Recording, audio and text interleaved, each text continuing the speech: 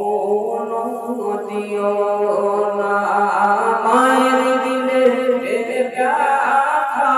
কখনো দিও না কখনো দিও না মায়ের মতো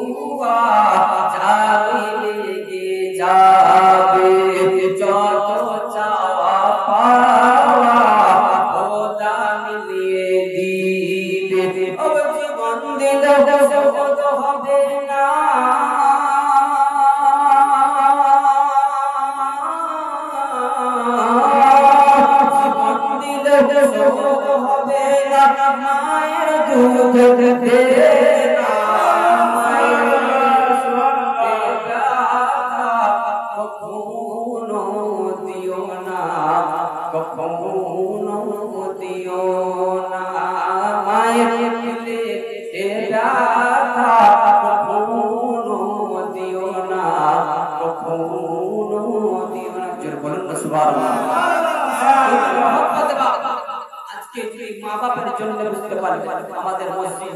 বুঝতে পারবেন মাশাআল্লাহ আপনার অনেক কিছু ছিল আপনার কমপ্লিট হয়ে গেছে সব লাগানো আপনার কমপ্লিট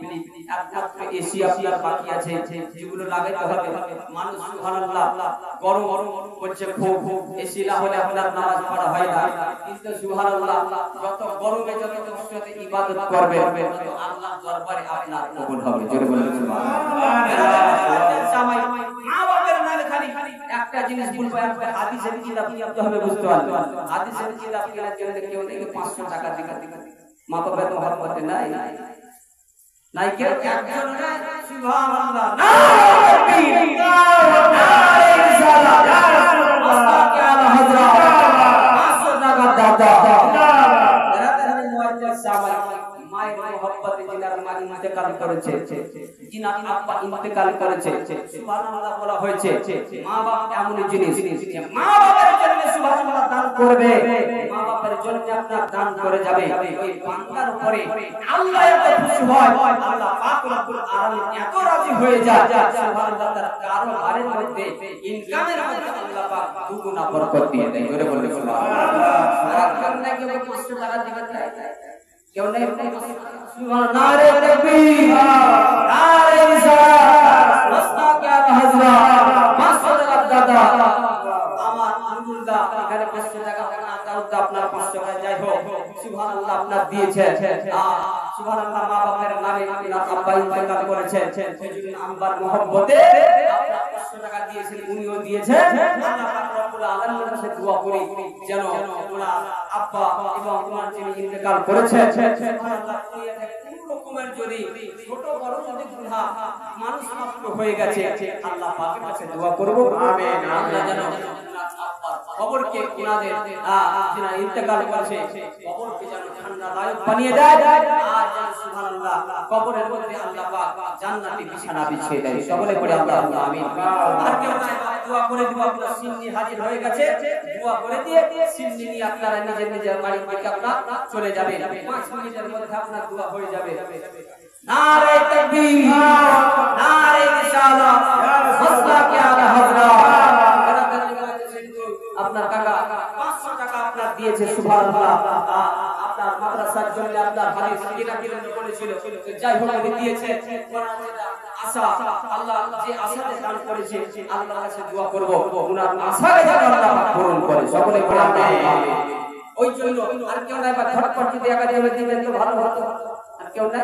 আছেন কি কেউ তাড়াতাড়ি করে দোয়া করে দিবেন কেউ নাই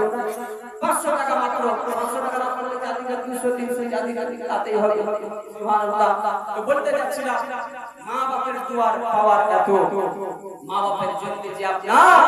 বাবার দোয়ার জন্য বলবে আল্লাহ পাক রব্বুল আলামিন মা বাবার দোয়ার পাওয়ার এত ওই ছেলের জন্য মা বাবা যখন দোয়া করে ওই দোয়া আল্লাহ কারেন্টের মধ্যে কবুল করে সকল জোরে বলে আল্লাহুম্মা আমিন মা বাবাকে ভালোবাসবে মা বাবাকে মহব্বত করবে মা বাবাকে ইজ্জত সম্মান করবে যিনাদের মা বাবা ইন্তেকাল করেছে চেষ্টা করবেন ওনাদের জন্য মানুষ ইন্তেকাল করে আর কোন নেকির দরজা খোলা থাকে না আব্বা ইন্তেকাল করেছে মা ইন্তেকাল করেছে